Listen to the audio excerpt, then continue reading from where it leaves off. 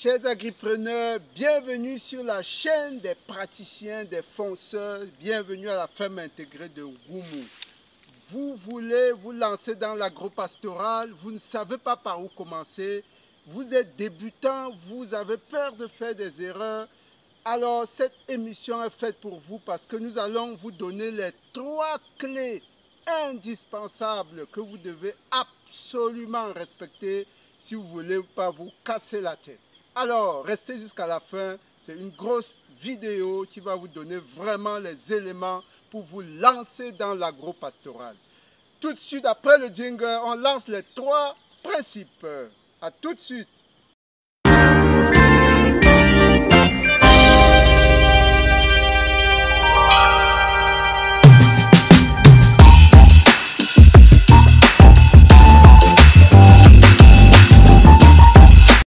Bonjour, bienvenue. Moi, c'est Roméo Lado, agripreneur, apiculteur, entrepreneur agro-pastoral. Alors, aujourd'hui, on a une émission très importante. C'est une émission qui touche à la stratégie parce que vous ne pouvez rien faire sans une bonne stratégie. Et là, c'est la stratégie des 3 P.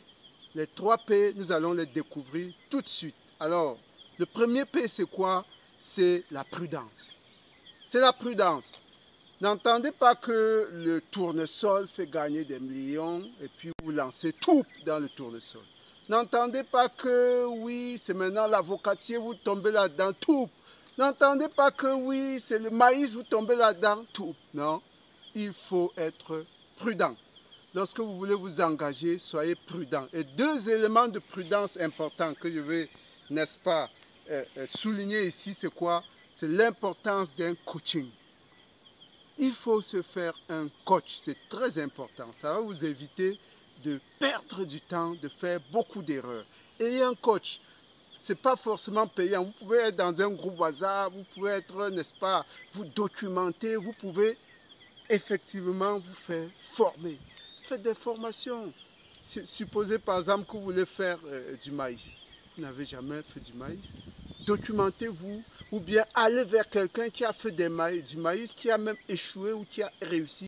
N'est-ce pas? Vous allez beaucoup apprendre pour ne pas faire les mêmes erreurs. Donc le coaching est extrêmement important. Deuxième élément de prudence, c'est la formation. Vous ne pouvez pas vous lancer dans un domaine que vous ne connaissez pas sans un minimum de formation. Aujourd'hui, on a l'avantage du net, n'est-ce pas, avec plusieurs formations qui existent, plusieurs types de formations qui existent. Vous pouvez vous documenter de manière à avoir le minimum avant effectivement de vous lancer. Donc, premier élément, la prudence. Comme nous sommes dans une chaîne pratique, nous allons regarder un peu cet espace-là. C'est la brousse, c'est une jachère. Nous comptons d'ici 2-3 mois lancer un projet d'un demi-hectare de maïs. Alors, la prudence, comment nous l'avons appliquée à ce projet? On a d'abord vérifié que le terrain peut prendre du maïs. Deuxième chose, on a essayé, n'est-ce pas, de se documenter sur la culture du maïs, savoir exactement quels sont les aléas, quels sont les inconvénients, etc. Vous pouvez voir par exemple cet espace, on a fait un espace de 1000 mètres carrés pour pouvoir apprendre comment on fait du maïs. Et maintenant, nous allons étendre ici sur pratiquement un demi-hectare. C'est ça la notion de prudence. Alors, voilà donc pour le premier P, la prudence. Alors, le deuxième P est extrêmement important, c'est la planification.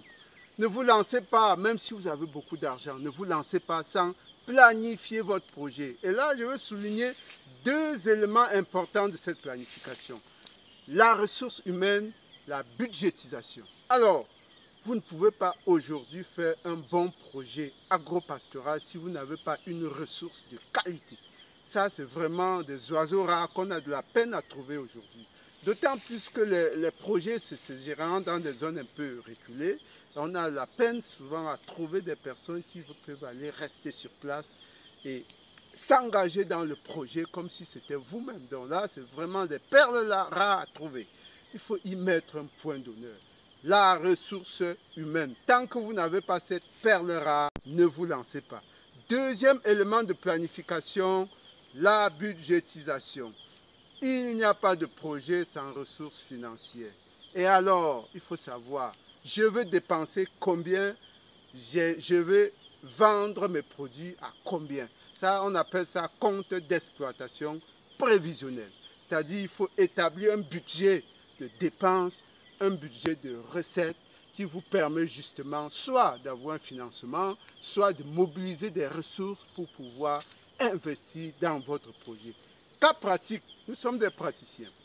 Pour notre demi-hectare de maïs en projet, nous savons exactement déjà ce qu'il faut dépenser. Ça tournera autour de 350 400 000 francs. Vous pouvez regarder une précédente vidéo que nous avons faite, n'est-ce pas, sur la budgétisation d'un hectare de maïs. Alors, nous avons mis tous les détails dans cette vidéo. Dans la description de cette vidéo, vous pouvez donc voir, vous référer, regarder cette vidéo pour voir les détails. Donc, nous savons exactement ce que nous pouvons dépenser sur cet hectare, demi-hectare de maïs. Et nous avons également une idée de vente, parce que c'est très important. L'étude de marché, il faut avoir une idée de combien vous pouvez vendre votre maïs. Voilà. Après avoir fait la planification, la troisième chose, le troisième P, n'est-ce pas, qui est extrêmement important, vous ne pouvez pas être prudent et planifier sans faire cela, c'est la progressivité. Soyez progressif dans votre projet. Ne lancez pas une fois, d'un seul coup, 10 hectares de bananiers plantés alors que vous n'avez jamais fait du plantain. Non. Ne faites pas 3 hectares de manioc alors que vous n'avez jamais fait du manioc.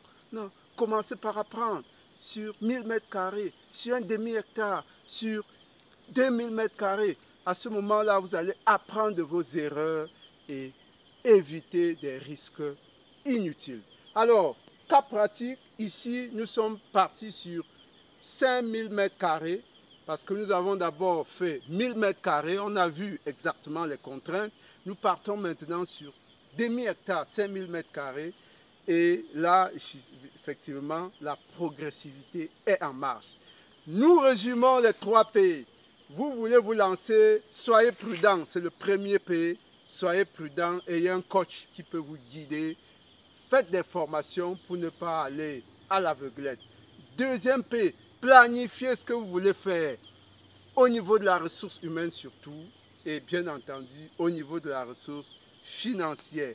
Et enfin, si vous n'avez pas suffisamment de moyens pour lancer 3 hectares, 4 hectares, 10 hectares, soyez progressif. Lancez-vous d'abord sur un demi-hectare, sur 1000 mètres carrés pour apprendre. Alors, si vous êtes prudent, si vous planifiez et que vous êtes progressif, vous serez forcément sur la voie du succès. Si vous avez aimé cette vidéo, likez, partagez, abonnez-vous et bientôt nous aurons encore des choses beaucoup plus importantes. À très bientôt, merci.